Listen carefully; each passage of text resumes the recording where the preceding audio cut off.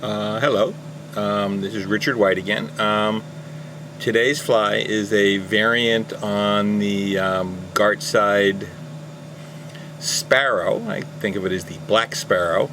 The sparrow is normally tied with a dubbed body, and then the tail, I don't know what you call it, the veiling of the hackle around it is all from, and the head area is all tied from different parts of a pheasant. In this case, though, instead of using standard pheasant, I've been fortunate enough to get some Melanistic Pheasant, and you can see the amount of iridescent blue in some of the feathers there.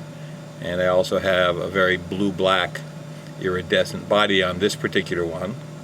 I also tie some of them a little differently, and here is one with a bead head and a much more iridescent body, but other than that, it's the same basic fly. And let me demonstrate. It's fairly easy to tie. The nice thing about these is that they don't imitate any one thing in particular, but fish take them depending on how you fish them. You can fish them as a large nymph. You can fish them as a streamer. Some people, for the unweighted versions, will even treat them and fish them as larger dry flies. You can tie these anywhere from as small as a 14 all the way up to a size 6, depending on what you're using, and depending on the length of the fibers you're working with. Let me demonstrate, because it's fairly simple to tie. So here I have basically any 2x long nymph hook would be fine here, because it's basically a black fly, black thread. I'm going to start a little further back from the eye than usual, 3 or 4 millimeters at least, and lay down a base of thread.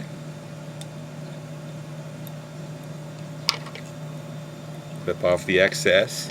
Now the tail of the fly is from Marabou, from the rear end near the legs of the pheasant skin, and there's quite a lot of it there. Now I want this to be roughly the length of the body, so I'll measure that out, lay it on top of the shank. I'm going to measure that with my finger where I want to cut it, because it'll be easier to handle. Excuse me while I move this over my trash while I cut.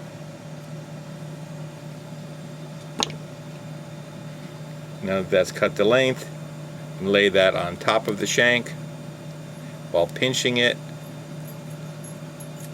Bind it down, and then come back.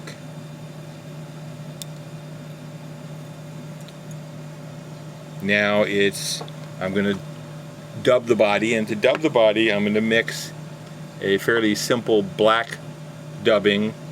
This is an artificial dubbing. It's got a bit of shine to it, but I'm going to mix it with some SLF Prism, which also in what they call black, but there's a lot of blue in it, which is extremely iridescent. So I'm going to mix those in roughly equal amounts. So excuse me while I pluck a little bit of the black, a little bit of the iridescent. I'll take some of each. I'll just lay them together and just pull through and pull through, and keep doing that until I'm happy with how it's mixed. I'll lay that on my desk, run out my thread a little bit, apply a little wax just to make this simpler, then start applying the dubbing. It'll be a little thinner towards the tail, as is typical. Twist that on, wrap to get it started. That'll allow me to twist it better. And now I can twist and move forward, building up the body. And notice it's fairly iridescent here, which is what I'm looking for. And continue wrapping, continue dubbing here, roll the dubbing onto the thread, allowing the body to get a little thicker as I move forward, and I don't mind if this gets a little shaggy. Draw that out a little bit more. As I get further forward, I want this to be fairly full, and I don't like how that looks, so I'm going to go back and twist it on some more so I get a smoother body.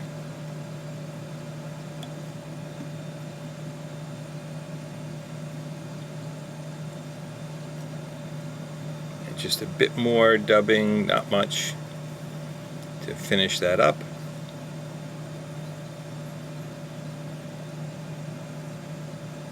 A thin spot back there that I can even up. Go all the way forward to the eye and back. Now it's time to tie in the body feather. So here's one of the body feathers off the back of the Melanistic Pheasant. You see the tips of that are iridescent blue. Now on the underside of that you have an Aftershaft feather, and I'm going to pluck that off and save that, because that Aftershaft feather is going to be used for the head. So this feather that's really more off the rump, I'm going to peel back the fluffy part that I'm not going to want. Peel back the fluff until I'm down to just the usable colored part of the feather.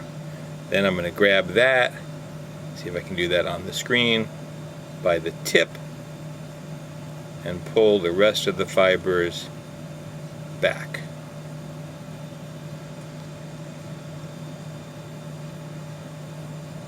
And that I will tie in by the tip, laying the tip on my side where I can see what I'm doing, wrapping over it, going forward, and coming back, fold the free end over. Then I can take my scissors and clip that free end off. Now I'm going to, as I would for any other hackle, for a wet fly, I'm going to fold those fibers back as I wind. And I keep my fingers on them, folding so that everything ends up pointed backwards. Now, Jack Gartside, his formula for this calls for just one turn. I'm going for really whatever the feather will give me here, which in this case is about 3 turns worth. And the trick is to keep pulling it back to where you want it. Then I'm going to hold it while I bind it down. I'm going to bind the shaft of the feather down and then come back over the base of those so that they all sweep backward. Then I can come in, put my finger between my thread and the base and the shaft of the feather, clip the shaft of the feather without cutting my thread. Again, always by putting my finger in between. That way there's no way for me to cut the thread. The thread is protected. Alright, so now I need to put the, I don't know, I guess you'd call it the collar or the head, and that's going to use that Aftershaft feather. Now that Aftershaft feather, very soft, the tip is very delicate. You're never going to be able to use the tip. So I'm going to tie this in by the base. I'm going to tie it in as close to the last feather that I tied on as I possibly can, and really bind it down by that little free end, and then come forward. Now, so this stays out of the way, I'm just going to put a half hitch in there, put a half hitch in there so that can't slide off. Now, I prefer winding this using my fingers over a pair of hackle pliers, because the tip of this Aftershaft feather is very delicate. So I'm going to wind this on just using my fingers, and have better control that way. And I want to build up a fairly full looking head. Jack Gartside points out that when he first started tying this, he thought of the head of this as almost like the head on a sculpin. So you want this fairly large. So I've got 3 turns there, which seems to be plenty for this. Bind that in. Then notice the end of that breaks off fairly easily. Again, it's a very delicate fiber. Then I'm going to push all of this aftershaft back so I can finish forming the head on the fly, and I get that nice bulbous but very soft aftershaft head. Neaten up that head, the area where the thread gets tied in.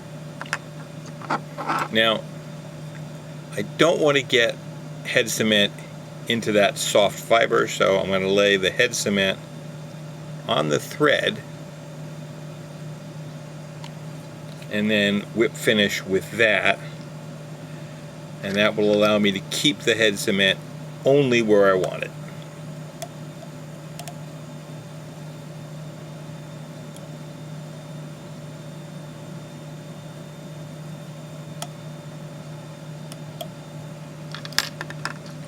Draw that up tight, snip it off, and we are done.